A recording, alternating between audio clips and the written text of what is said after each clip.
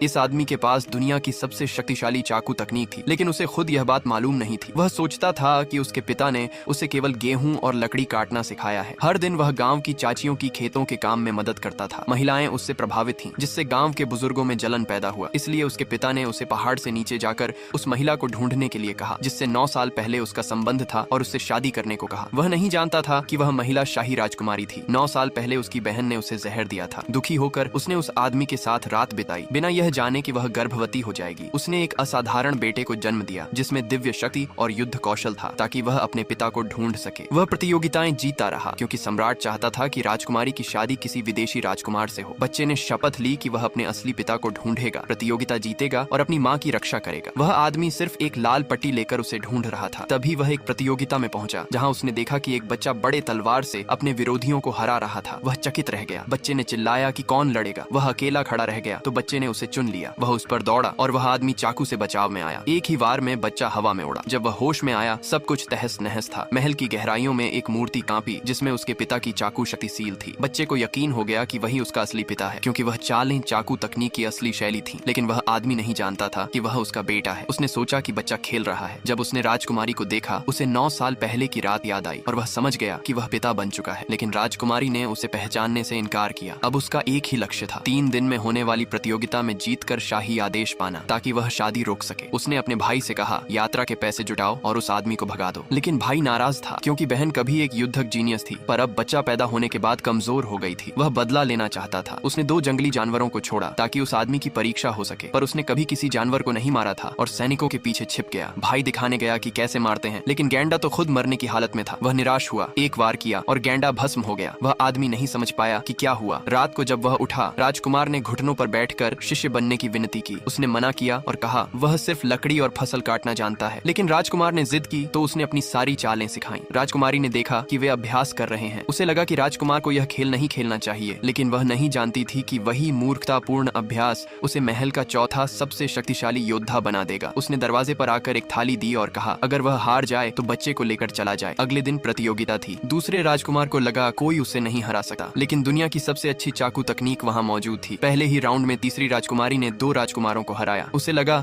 अब कोई उसका सामना नहीं करेगा, पर छठा राजकुमार खड़ा हुआ, वही जिसने सालों पहले बहन को जहर दिया था और अब बदला लेना चाहता था। सभी को लगा उसके पास कोई मौका नहीं है, क्योंकि तकनीक राजकुमारी को दूसरे राजकुमार ने सिखाई थी। लेकिन एक निर्णायक क्षण में उसने उस आदमी से सीखी चालें अपनाई और तीसरी राजकुमारी को हरा दिया। सभी हैरान थे। दूसरे राजकुमार ने खुद मुकाबला किया। 2 राउंड के बाद छठा राजकुमार गिर पड़ा। उसने उस आदमी को कसम याद दिलाई। तब वह आदमी मुकाबले में कूदा और दुनिया की सबसे शक्तिशाली चाकू तकनीक दिखाई।